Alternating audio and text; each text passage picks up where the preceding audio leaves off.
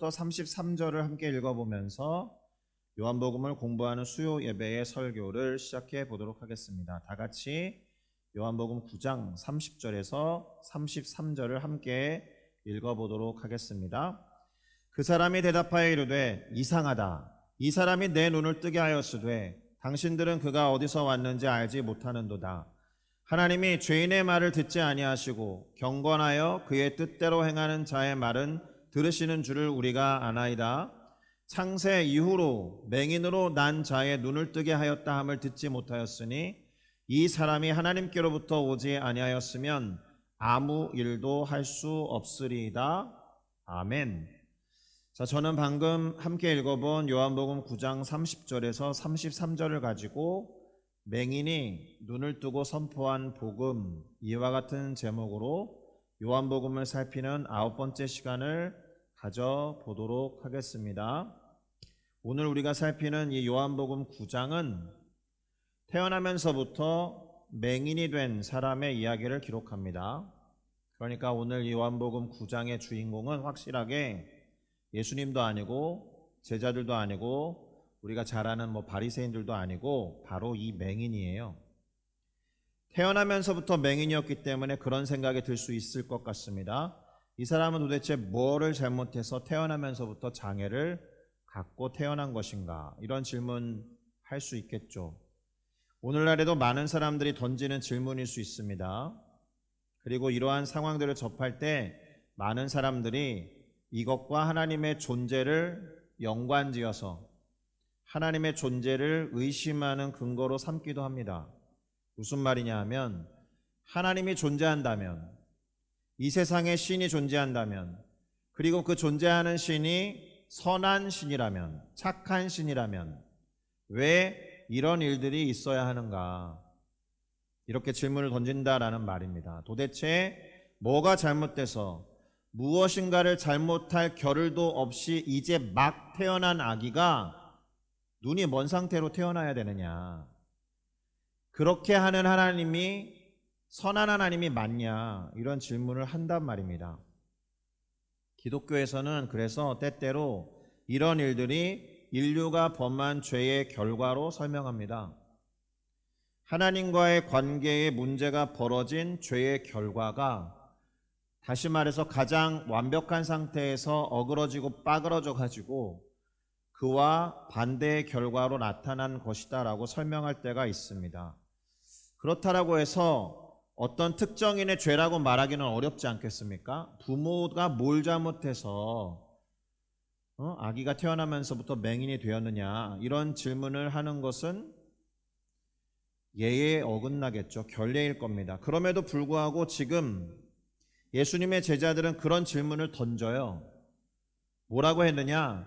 선생님이요, 이 사람이 맹인으로 난 것이 누구의 죄로 인합니까? 자기의 죄로 인함입니까? 아니면 그의 부모의 죄 때문입니까? 이렇게 질문한 거예요. 그러니까 제자들의 이 질문 안에는 어떤 가치관과 세계관이 투영되어 있느냐? 질병을 바라보는 관점이 죄의 결과다라는 것이죠. 그러면 예수님이 뭐라고 답하셨을까요? 이렇게 답하셨습니다. 이 사람이나 그 부모의 죄로 인한 것이 아니다라고 하셨어요. 오히려 그에게서 하나님이 하시는 일을 나타내고자 함이다라고 답하셨습니다. 그를 통해서 하나님이 하실 일이 있기 때문에 그렇다라는 거예요.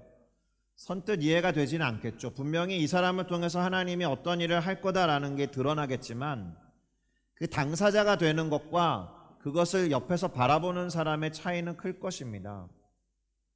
그러면서 때가 아직 낮이다. 그러니 나를 보내신 이의 일을 우리가 해야 하리라, 이렇게 말씀하십니다. 조금 알 수 없는 이야기처럼 보이기는 하는데 뭔가 하나님의 일을 행해야 한다는 것이니까 이 맹인으로 태어난 사람에게서 나타날 하나님의 일을 지금 예수님께서 행하겠다라는 것을 암시한 표현입니다. 그러나 밤이 온다라고 하셨습니다. 그때에는 아무도 일할 수 없다라는 겁니다. 빛 되신 예수님이 있는 세상과 없는 세상의 차이는 낮과 밤과 같이 차이가 크다라고 말씀하신 것과 같아요. 일단 예수님의 대답에서 1차적으로 중요한 것은 무엇이냐? 질병이나 장애라는 것이 죄로 인한 것만은 아닐 수 있다. 이렇게 말씀하신 겁니다. 그러고 보면 우리들은 불행이라든지 고난이라든지 질병에 대해서 나름대로의 생각들을 다 갖고 있어요. 왜 그런 일들이 벌어지는가에 대한 나름의 대답을 갖고자 한다는 말입니다. 그렇기 때문에 단 하나의 대답으로 규정할 수 없다라는 것을 전제로 해볼 때 일단 이건 확실히 말할 수 있습니다. 오늘 예수님이 하신 말씀에 근거할 때 질병이든 장애든 불행이든 고통이든 그것이 반드시 죄 때문에 주어지는 것은 아니다. 그래 누가 아프면 제가 먼저 믿었던 제 윗대의 신앙의 선배님들은 너 뭐 잘못했으니까 회개해봐 이런 얘기를 많이 들었는데 먼저 해야 될 이야기는 그런 것 같아요. 아플 수 있어 사람은. 조금 힘들 수도 있어. 그게 우리의 삶인 거야. 차라리 그 삶을 긍정하는 것이 좋지 않은가라는 생각이 듭니다. 자, 어쨌든 맹인이었던 사람이 이제 치유를 받아요. 예수님으로부터. 그래서 다시 보게 됩니다. 그러니까 주변에서 난리가 났겠죠. 그들의 반응이 궁금하다는 거예요. 어떤 이야기들이 새어나왔느냐? 야, 이 사람은 앉아서 구걸하던 사람이 아니냐라고 누군가 질문해요. 그를 아는 이웃 사람들, 그리고 그가 맹인으로서 구걸하면서 살아왔다라는 것을 아는 사람들이 먼저 이렇게 질문을 던져요. 그랬더니 사람들이 맞다, 그 사람이야 이렇게 말하는 사람도 있었고, 아니야, 그 사람일 리가 없어, 그저 닮은 사람일 뿐이야 이렇게 말하기도 했다라는 거예요. 이게 뭐라고 논쟁하듯이 얘기가 주어졌다라는 겁니다. 그러니까 듣고 있었던 당사자가 말하죠. 제가 그 사람 맞습니다 이렇게 말한 거예요. 그러니 대단히 놀랐겠죠. 첫 번째로 던진 질문이 뭐였겠습니까? 야, 그러면 어떻게 눈 떠진 거야? 어떤 일이 너에게 벌어졌길래 어떻게 보게 된 거야? 이렇게 질문을 던진 거예요. 대답하죠.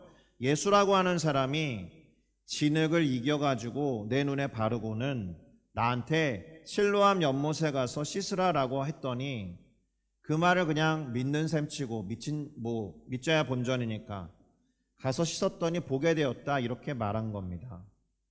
그러니 사람들이 묻죠. 그럼 그 사람 지금 어디 있느냐? 몰라서 모른다라고 대답한 거예요. 아마도 누군가는 이 사람처럼 해결받아야 될 문제가 있었으니까 예수를 찾았을 수가 있겠고, 아니면 그 사람 자체가 신기해서 그 사람 어디 있느냐라고 물었을 수 있겠습니다. 당연한 반응입니다. 그러면 성경에 나오는 바리새인들의 반응은 어떠했을까요? 그들과 이 사람 사이의 대화를 잠시 살펴볼 필요가 있습니다. 일단 예수님께서 이 사람을 치유한 날이 안식일이에요.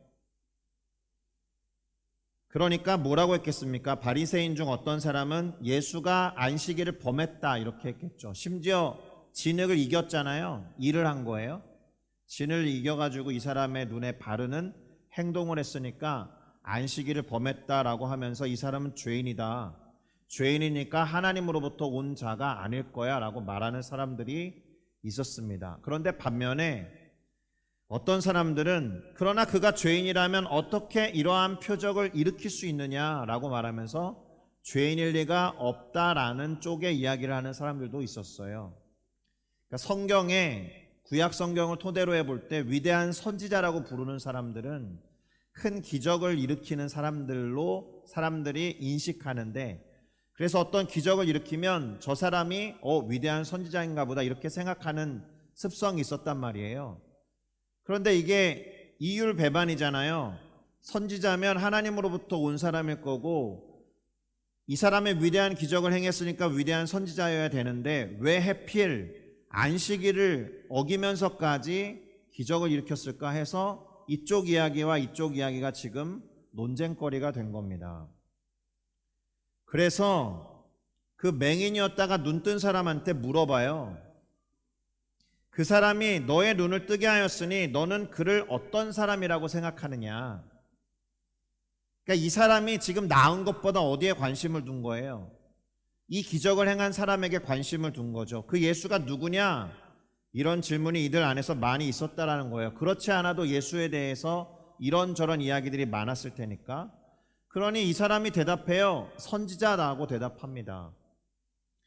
이 말은 그 예수가 죄인일 리가 없다라는 뜻입니다. 앞서 어떤 사람들은 죄인으로서는 어떻게 이런 표적을 행할 수 있느냐라고 물었던 사람들과 조심스럽지만 같은 입장을 취한 거예요. 자, 문제는 바리새인들을 비롯한 유대인들이 선지자라고 답한 이 사람의 대답을 믿지 않았다라는 겁니다. 왜요? 인정하기 싫으니까. 그러니 이 사람이 선지자가 아니다라는 것을 부정하기 위해서 뭐부터 해야 되느냐? 기적을 부정하는 것부터 해야 돼요. 그래서 어떻게 했을 것 같아요? 그가 정말로 맹인으로 있다가 보게 됐는지 부모를 불러서 물어봅니다. 이 사람이 정말 맹인으로 태어난 네 아들이 맞느냐? 되게 어리석은 질문 같지 않아요? 이렇게 묻고는 그런데 지금 어떻게 보게 됐느냐? 원래부터 볼 수 있었던 것 아니냐? 이런 식의 질문을 합니다. 그러자 대답하죠. 부모들이니까. 첫째, 이 친구가 우리 아들인 건 맞습니다. 둘째, 맹인으로 태어난 것도 맞습니다. 셋째, 그런데 지금 어떻게 보게 됐는지는 저희가 모르겠으니 그 친구가 이미 장성했으니까 그 친구에게 물어보십시오라고 세 번째 질문은 살짝 피해갑니다. 그런데 이 부모들이 정말 몰라서 이렇게 대답한 게 아니에요. 그 친구에게 물어봐라라고 피해간 이유가 있는데요. 왜 그랬느냐 하면은 유대인들이 당시에 누구든지 예수를 그리스도로 시인하는 자는 유대교 공동체로부터 출교하기로 결의했어요. 유대교 공동체로부터 출교를 당하면 생활의 모든 근간을 잃어버려요. 그러니까 그게 두려웠기 때문에 차마 자기 입으로 예수가 이와 같은 기적을 행해서 우리 아이가 낫습니다라는 말을 못한 거예요. 왜요? 그러면 니네는 예수를 누구라고 부르냐고 또 물어볼 테니까. 그래서 조금 그렇다라고 아들한테 떠넘기는 것도 그렇게 건강한 건 아니지만 아들한테 물어보시오 이렇게 얘기한 겁니다. 그러니까 다시 한번 이 아들을 찾아서 또 물어봐요. 그 맹인이었던 사람을 부릅니다. 대단히 성가신 일이 아니겠습니까? 이쯤 되면 우리가 원하는 대답을 해라. 이거랑 같은 거예요. 그렇지 않아요? 억지로라도 우리가 원하는 대답을 좀 해라. 이 기적 아무것도 아니고 기적을 일으킨 사람은 죄인입니다 라고 말하라고 하는 것과 같아요. 이렇게 합니다. 첫째는 네가 나았으니 하나님께 영광을 돌려라. 예수님을 싹 빼버린 거죠. 그 예수라는 사람이 행한 것이 아니다라는 것을 간접적으로 말한 거예요. 일단 네가 나았으니까 하나님께 영광을 돌려라. 다시 보게 된 것을 부정해 보려고 했는데 그럴 수 없으니 이제는 기적을 행했다라고 하는 예수 자체를 부정하려고 하는 거예요. 왜요? 죄인이라고 생각하니까. 첫째, 안식일 날 이런 일을 행했고, 둘째, 우리가 지금까지 1장부터 8장까지 살펴보면서 예수님이 신성 모독과 같은 발언을 한 것을 기억하고 있었기 때문에, 그리고 7장 8장에서 어떻게 하면 이 예수를 죽일까 의논하기 시작했기 때문에. 그렇죠? 그런데 이 사람이 대답을 합니다. 그 사람이 죄인인지는 모르겠지만 확실한 건 하나 있다. 내가 맹인으로 있다가 지금 볼 수 있게 된 거다. 팩트로 폭격한 겁니다. 그래서 다시 묻죠. 그 사람이 너에게 무엇을 했느냐? 어떻게 해서 너의 눈을 뜨게 한 것이냐라고 질문을 또 받아요. 그러니까 짜증나죠. 아까 말했는데 내가 이미 말했는데도 듣지 아니하고 어찌하여 또 묻는 거냐? 재차 그렇게 확인하고 또 확인하고 예수가 누군지 확인하고 또 확인하는 걸 보니 혹시 니네들은 이 예수의 제자가 되려는 것이냐? 이렇게 물어요. 이 말이 물어보던 바리새인들과 유대인들에게 화를 돋구는 말이 된 거죠. 왜 그렇게 예수가 누구인지에 관심을 갖는 거냐? 예수가 누구다라고 말하면 그의 제자가 되려고 하는 거냐? 화가 났습니다. 그래서 그들이 욕을 해요. 어떤 욕인지는 모르겠지만 너는 그의 제자냐? 그러면 이렇게 물어보는 거죠. 아니다. 우리는 모세의 제자다 이렇게 말합니다. 하나님이 모세라는 사람에게는 말씀하신다라는 것을 우리가 알지만 우리는 이 예수라는 사람이 도대체 어디에서 왔는지 알지 못하니 그의 제자가 될 필요가 없어, 이렇게 말한 겁니다. 모세라는 사람이 비교 대상이 되는 것은 지난주, 지지난주 계속해서 말씀드렸던 것과 같아요. 예수님께서 베푸신 기적들을 잘 보면 모세가 몇천 년 전에 예언했던 자신과 같은 어떤 위대한 선지자라고 암시를 준 것 같은 사람들이 그것을 확인하려고 하는 습성이 있었기 때문에 그렇죠. 자, 그런데 그 다음에 이 맹인이었던 사람의 대답이 오늘 대단히 중요하고 걸작입니다. 바로 우리가 함께 읽었던 설교 9절에 해당하는데요. 한 번 더 제가 읽어보겠습니다. 그 사람이 대답하여 이르되 이상하다. 이 사람이 내 눈을 뜨게 하였으되 당신들은 그가 어디서 왔는지 알지 못하는도다. 이 말은 나는 안다란 뜻이잖아요. 하나님이 죄인의 말을 듣지 아니하신다. 오히려 경건하여 그의 뜻대로 행하는 자의 말은 들으시는 줄을 우리가 안다. 무슨 말이에요? 예수라는 사람이 내 병을 낫게 하기 위해서 기도를 했다면 그 사람이 죄인일 리가 없다. 그 사람은 경건하여서 하나님의 뜻대로 행하는 자니까 하나님이 그 말을 듣고 나에게 치료를 해주신 것 아니냐. 고로 그 사람은 하나님으로부터 온 거다라고 말한 거예요. 우리는 요한복음 3장에서 이와 유사한 말을 한 사람의 이야기를 배운 적이 있습니다. 니고데모라는 사람이 밤중에 찾아와서 예수님이요, 당신은 하나님으로부터 온 사람인 것 같습니다. 그렇지 않고서는 이와 같은 이적을 행할 수가 없거든요. 이렇게 말하면서 예수님이 누구인지를 물어왔던 사람과 비슷한 말을 한 겁니다. 계속 덧붙여 보면 창세 이후로 통계를 내보지는 않았겠지만, 기록을 다 검증해 본 것은 아니겠지만, 맹인으로 태어난 자의 눈을 뜨게 하였다라는 것을 듣지 못했는데 그 일이 나에게서 이루어진 것을 보면 이 사람은 죄인일 리가 없다. 이 사람은 하나님으로부터 왔을 뿐만 아니라 경건하여서 하나님의 뜻대로 행하는 자가 아니겠느냐라고 선언한 거예요. 자신의 경험에 비추어서. 생각이 너무 확고하죠. 유대인들과 바리새인들은 예수를 죄인이라고 하면서 죽이려고 하는데 이 사람은 아니다. 첫 번째 선지자라고 말했고, 두 번째 경건하여 하나님의 뜻을 행하는 자이다. 세 번째 하나님으로부터 온 사람입니다. 이렇게 말하면서 일종의 자기 나름대로의 복음을 말한 것과 같습니다. 듣고 있었던 사람들이 빈정이 상했겠죠. 그래서 네가 온전히 죄 가운데 태어나서 우리를 가르치려 드느냐, 이렇게 말하면서 그를 쫓아냈다라는 겁니다. 여기에서도 질병을 바라보는 유대인들의 생각이 투영되어 있어요. 네가 온전히 죄 가운데 태어나서 우리를 가르치려고 하느냐, 이런 거니까 너가 태어나면서부터 맹인이 된 건 온전히 죄 가운데 있었기 때문이 아니냐. 그런데 어떻게 의인이라고 생각하는 우리들에게 뭐라 할 수 있느냐, 이렇게 말한 거예요. 질병은 죄의 결과라는 거예요. 태어나면서부터 장애, 곧 맹인이 되었으니까 도대체 얼마나 큰 죄 가운데 있었던 거냐, 이렇게 말한 겁니다. 제자들이 초반에 던졌던 질문이랑 유사한 거예요. 이와 같은 경향성이 일전에 말씀드린 바가 있습니다. 유대인들에겐 다 있어요. 어려운 말로 신명기적 사관이라고 부른다라고 말한 바가 있습니다. 요약하면 이거예요.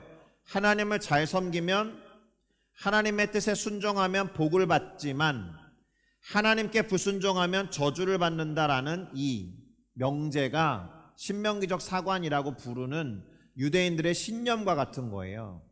맞는 말입니다. 그런데 그걸 뒤집어서 말하는 건 맞을 리가 없어요. 복을 받은 사람이 있다면 그 사람은 하나님을 잘 섬긴 사람이야. 이게 언제나 참일 수가 없잖아요.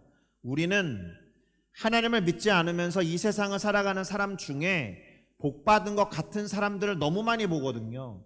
하나님과 상관없이 살면서 모든 게 태평하고 형통한 사람들이 많아요. 그렇다라고 해서 이 사람들의 형통을 보면서 이 사람 하나님을 잘 섬겼구나라고 말할 수 없잖아요. 제가 이거 들을 때마다 항상 예드는 게 뭐예요? 서울에 갔다 그러면 그 사람은 대한민국에 간 것이다. 이건 참이죠. 왜냐하면 서울은 대한민국에 소속되어 있으니까. 그렇다라고 해서 그 반대말, 대한민국에 갔다고 해서 그 사람이 다 서울에 간 건 아니잖아요. 마찬가지로 하나님을 잘 섬기면 복 받는다, 이게 참인데 복 받았다고 해서 하나님을 잘 섬겼다라고 말할 수 없다라는 거예요. 수학 선생님 앞에서 명제를 논했습니다. 하나님 믿지 않으면서도 잘 사는 것처럼 보이는 이들이 많다면 누가 지금 질병을 얻어서 잘 안 되고 있을 때 너 죄지어서 그래라고 함부로 말할 수 없다, 이런 뜻입니다. 자, 이제 오늘 요한복음 9장의 마지막 부분에 이르러서 드디어 이 사람이 예수님과 다시 만나서 대화를 합니다. 왜 그렇게 됐느냐 하면 예수님이 이 사람이 쫓겨났다라는 걸 들은 거예요. 그래서 이 사람을 만나서 대화를 합니다. 근데 생뚱맞게 네가 인자를 믿느냐 이렇게 물어봐요. 여기서 말하는 인자는 한자인데 The Son of Man의 번역이에요. 사람의 아들. 다니엘이라는 사람이 구약 성경에서 환상을 본 것에서 기인한 겁니다. 구름을 타고 오는 사람 같은 젊은이, 그래서 The Son of Man이라고 표현했는데 사람이라고 하면 구름을 탈 수 없으니까 근데 사람처럼 보여, 근데 신적인 존재야, 이런 의미에서 인자라고 표현한 거예요. 그러니까 유대인들에게 인자는 그리스도를 표현하는 다른 이름이거든요. 그러니까 지금 예수님이 인자를 믿느냐라고 할 때 그 구약시대에 말한 다니엘이 말한 인자를 믿느냐라고 물어본 건지 아니면 당신 자체를 그렇게 표현해서 물어본 건지 몰라서 주여 그가 누구시오니까 내가 믿고자 합니다라고 물어본 겁니다. 그래서 예수님 대답하죠. 네가 지금 그를 보고 있다. 되게 간접적인 제시예요. 지금 너와 말하고 있는 자, 곧 내가 인자다. 그러니까 너는 나를 믿겠느냐 이렇게 물어보신 겁니다. 그러니 그 사람이 주여 내가 믿나이다 이렇게 말하고 절했다라는 건데 예배하고 경배했다라는 뜻입니다. 그리고는 예수님이 이 사람과의 대화에서 틈새 가르침을 한 가지 주시는데요. 무엇이냐 하면은 예수님이 이 땅에 오신 이유에 대해서 말씀하신다라는 겁니다. 내가 심판하러 이 세상에 왔는데 보지 못하는 자들은 보게 할 것이고 보는 자들은 맹인이 되게 하려고 왔다, 이렇게 말씀하셨어요. 이게 맹인이라는 어떤 키워드를 가지고 가르침을 이어가신 건데 무슨 말일까요? 모르기는 해도 이때에 본다라는 것은 피지컬한 봄을 말하는 것만은 아닐 거예요. 깨닫지 못하는 이들은 내가 깨닫게 할 것이고 깨달으면서도 제대로 깨닫지 못하는 이들은 차라리 영적인 맹인이 되게 하려 한다는 뜻일 겁니다. 그런 말씀을 하고 있었더니만 듣고 있던 바리새인들이 그런 말을 하는 자들이 있었어요. 그럼 우리도 맹인인가? 이렇게 예수님 말씀하시죠. 너희가 맹인이었더라면 죄가 없겠지만 네가 볼 수 있다라고 한다면 너희는 죄인이다, 이렇게 말한 거예요. 무슨 말이에요? 깨달음을 얻지 못했다라면 모르고 짓는 죄가 있을 수는 있겠지만 그거 알면서도 깨달음이 있으면서도 그렇게 행동하고 말한다라면 너는 죄인인 거야, 이렇게 말한 것과 같습니다. 어렵지만 그런 의미예요. 자, 여기까지가 요한복음 9장의 내용입니다. 상대적으로는 지금까지 살펴보았던 1장부터 8장보다는 더 자세히 들여다본 거예요. 그럼 이제 설교를 마무리하는 작업으로 나아가 보도록 하겠습니다. 우리는 설교 초반부에 제자들의 질문을 살펴보았습니다. 태어나면서부터 맹인이었던 것이 누구의 죄 때문에 그렇습니까? 라는 제자들의 질문에 대해서 예수님이 그에게서 하나님이 하시는 일을 나타내고자 하심이지 결코 누구의 죄 때문에 이가 맹인으로 태어난 건 아니다라고 말씀하셨다라는 거예요. 그러면 이제 핵심 질문을 노란 글씨로 적어놨잖아요. 그에게, 이 맹인인 사람에게 나타내고자 하시는 하나님의 일이란 도대체 무엇입니까? 본문을 지금까지 살피고 우리가 할 수 있는 가능한 대답은 이렇게 한 4가지 정도 될 겁니다. 첫 번째, 그가 눈을 뜨게 하는 것이 하나님의 뜻일 수 있겠구나. 예수님의 말씀에 따르면 그 피지컬한 눈뿐만이 아니라 깨달음을 얻을 수 있는 것을 포함해서 이 사람을 통해서 하나님이 그러한 일을 하시는 거겠구나라고 첫 번째로 생각할 수 있겠고, 두 번째, 이 사람을 통해서 예수님이 누구인지, 예수님이 어떤 존재인지를 드러내려고 하시는 것도 포함되었겠구나. 바리새인들과의 대화에서 이것이 명백히 드러났고, 이 태어나면서부터 맹인이었다가 눈뜨고 보게 된 사람의 선포를 통해서 확실히 드러났죠. 세 번째, 하나님은 이 맹인이 예수를 믿게 되는 것까지도 계획하셨을 수 있겠구나. 실제로 그는 예수님을 믿는다라고 고백했고 구원에 이르게 된 겁니다. 마지막으로 그 틈새 가르침에 해당하는 말이 있었잖아요. 예수님이 이 땅에 왜 왔는지를 나타내는 것까지도 이 사람을 통해서 행하시는 하나님의 일일 수 있겠구나. 예수님의 마지막 말씀에 따르면 심판하러 왔다라고 하셨고, 보지 못하는 자들은 보게 할 것이요 보는 자들은 맹인이 되게 하려고 한다라고 하면서 깨달음에 대해서 가르쳐 주셨다. 이 모든 네 가지가 이 사람을 통해서 말씀하시고자 했던, 이 사람을 통해서 드러내고자 했던 하나님의 일이다라는 거예요. 다만 이렇게 이 사람을 통해서나 이 사람에게 하나님이 행하고자 하시는 일이 무엇이었는지를 알아차리지 못한 사람들이 대부분이었다는 겁니다. 대표적으로 바리새인들이죠. 바리새인들이 어떻게 했다는 거예요? 예수님이 행하신 기적을 믿지 않고 부정하는 거였어요. 그래서 어떻게 했다고요? 기적이 정말로 일어난 것이 맞는지 따져보는 작업을 진행했어요, 이 사람들은. 그러니 부모를 불러와서 추궁하듯이 물었죠. 심지어 그가 태어나면서부터 맹인이었던 것이 맞는지 물어봤다. 제가 이 이야기를 예수님의 부활과 연관지어서도 이렇게 말할 수 있습니다. 예수님이 죽은 게 맞아? 그래서 이것을 옹호하고 증언하는 사람들은 예수님이 십자가 위에서 안 죽고 내려올 수 없다라고 말을 하죠. 그래서 일단 예수님의 부활을 말하기 위해서는 피지컬적으로 예수님이 실제로 죽었는지를 증언합니다. 그럼 두 번째 가능성은 뭐예요? 빈무덤을 설명해야 되잖아요. 제가 몇 주 연속 얘기하는 것 같은데 빈무덤을 설명할 수 있는 가설은 두 개밖에 없어요. 죽었다라는 게 맞다면 예수의 시체를 훔쳐가거나 아니면 실제로 부활하셨거나. 근데 훔쳐가는 건 불가능하다라는 이야기도 지난 주일에 설교하면서 말씀드린 바가 있습니다. 너무나 중요한 죄인이었고 예수가 부활할 거다라는 이야기를 십자가형을 받기 전부터 소문처럼 돌았기 때문에 종교 지도자들이 더 경배를 삼엄하게 세웠단 말입니다.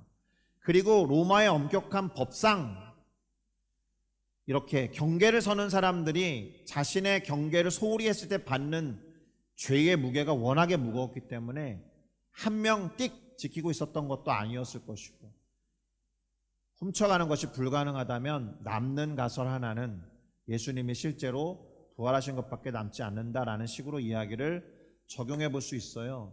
예수님이 죄인이 아니고 기적을 행하신 분이 맞다라는 것을 믿지 않는 사람들 입장에서는 기적을 부정해야 되거든요. 그래서 그 부모를 불러와서 이가 네 아들이 맞는지, 얘가 태어나면서부터 정말 못 봤던 게 맞는지를 의심하듯이 부정하기 위해서 물었다라는 겁니다. 반면에 오늘 본문의 주인공이 누구라 그랬어요?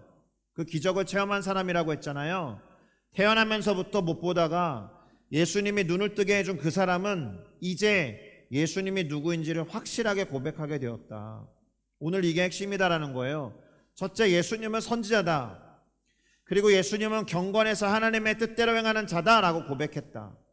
그리고 하나님께로부터 온 자였다. 왜요? 하나님으로부터 온 자가 아니면 이렇게 기적을 행할 수 없기 때문에. 그리고 결국에는 예수님을 인자로 인정하면서 믿게 돼요. 그리스도로 믿게 된다. 다시 말하면 그리스도라는 사실을 삶으로 증언하기 시작했다라는 겁니다. 그렇게 예수님을 믿음으로 육신의 질병을 치유함 받으면 물론이요 그의 영혼까지 구원에 이르게 된 겁니다. 이제 마지막인데요. 예수님으로부터 치유의 기적을 체험한 그 태어나면서부터 맹인이었던 자가 증언했던 예수님, 이게 오늘의 핵심이에요. 그것이 그 사람의 복음일 수 있다. 다른 사람이 예수가 누구냐라고 물으면 처음에는 누군지 모른다라고 말했잖아요. 근데 예수님이 행하신 기적을 곱씹어보고 예수님을 다시 만나서 대화를 나눈 다음에 이 사람의 고백은 확실히 다른 거예요. 주변 사람들에게 자신이 체험한 예수님을 그렇게 소개하고 전도할 수 있는 겁니다. 여기서 말하는 자신만의 복음이다라는 것이 내가 복음을 쓰라는 게 아니라, 엉뚱한 복음서를 쓰라는 게 아니라, 복음이라는 것이 하나님의 아들 예수 그리스도에 대한 좋은 소식을 말하는 것이니까 그 좋은 소식이 나에게 어떻게 역사했는지 살아있는 간증으로 그분에 관한 이야기를 할 수 있다면 상당히 강력한 복음이 되는 겁니다. 그러니 결론이 무엇이겠습니까? 주님을 좀 경험하셔야죠. 그리고 그렇게 경험한 것을 증언할 수 있어야 됩니다. 여기에는 용기와 믿음과 담대함이 필요해요. 이거 누가 믿겠어? 라고 하면은 못하는 거죠. 그런데 그렇게 경험한 것이 내 안에 확신이 있어서 누군가에게 증언할 수준에 이르게 되면 주님에 대한 새로운 알무로 자리 잡을 거예요. 막연히 성경을 통해서나 다른 사람의 이야기로 들었던 간접 경험이 아니고 내가 직접 경험한 것이 되면 누가 뭐라 그래도 부인할 수 없는 알미 된단 말이에요. 알을 근거로 해서 믿음이, 신앙이 도래합니다.